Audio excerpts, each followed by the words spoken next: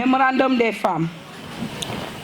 Constatant que l'accès et le contrôle de la terre est une priorité pour assurer l'autonomisation des femmes et des filles, constatant que la plupart des femmes ne formulent pas de demande auprès des collectivités locales pour accéder et contrôler la terre, constatant que la grande majorité des filles abandonnent l'école parce qu'elles ne bénéficient pas d'un encadrement pour gérer leur hygiène menstruelle, constatant que les femmes et les filles ne bénéficient pas de formation et d'une éducation adéquate leur permettant d'accéder aux instances de prise de décision, constatant que les femmes s'investissent dans toutes les activités économiques, depuis la transformation des produits locaux jusqu'à la commercialisation, constatant que la divagation des animaux est un impact négatif sur les activités agricoles des femmes et par ricochet sur les activités de toute la population. Rappelant que le programme Sénégal émergent, dans son axe 2, prône la réduction des inégalités de genre et le financement de façon efficace et soutenable des programmes de développement humain. Rappelant que le Sénégal a signé le protocole de Maputo, le protocole à la Charte africaine des droits de l'homme et des peuples qui repose sur les principes de l'égalité, de l'équité et la non-discrimination. Rappelant que le Sénégal a ratifié la Convention sur l'élimination de toute forme de discrimination à l'égard des femmes. Autorités administratives locales d'accompagner les femmes dans leurs négociations pour leur accès à la terre et à son contrôle en veillant qu'on leur attribue des surfaces arables de qualité leur permettant de produire à grande échelle. Aux femmes de formuler des demandes auprès des autorités locales et d'effectuer le suivi. Aux femmes de faire un plaidoyer pour le remembrement des terres, des bas-fonds et leur redistribution équitable, favorisant leur accès et leur contrôle par elles-mêmes.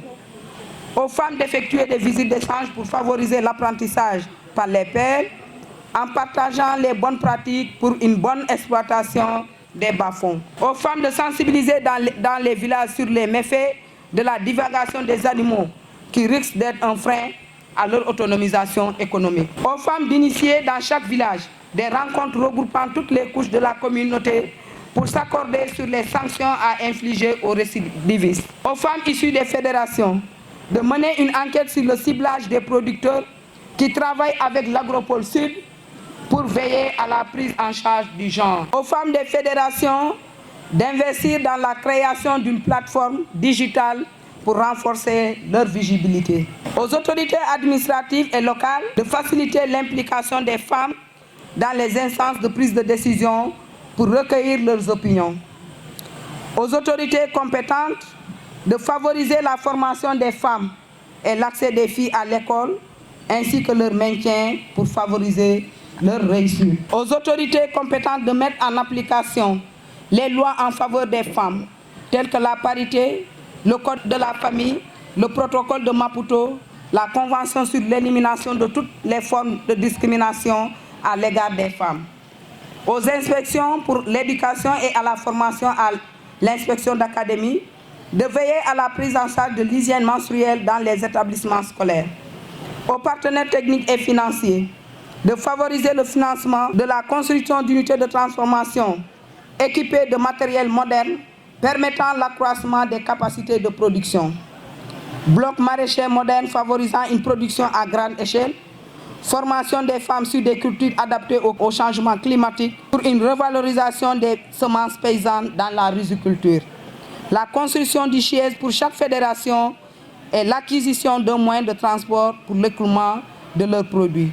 Fait à Boutoupa le 7 mars 2024. Nous sommes réunis aujourd'hui à Boutoupa Camaracounda pour fêter, comme toutes les femmes du monde, la journée internationale des droits des femmes. Et je profite aussi de cette occasion, de cette belle journée, pour souhaiter bonne fête à toutes les femmes du monde. Voilà, aujourd'hui, comme je vous ai dit, on s'est retrouvés ici à Boutoupa Camaracounda aussi pour immortaliser cette journée avec le réseau des fédérations de femmes. Donc ce réseau est composé de 10 fédérations. Ces fédérations aussi sont composées de groupements. Donc aujourd'hui, depuis hier, nous sommes ici à Boutoupa Camaracounda avec les femmes du réseau pour d'abord produire un mémorandum. Parce que ce mémorandum va permettre de voir quelles sont les difficultés que ces femmes sont en train de vivre dans leur communauté.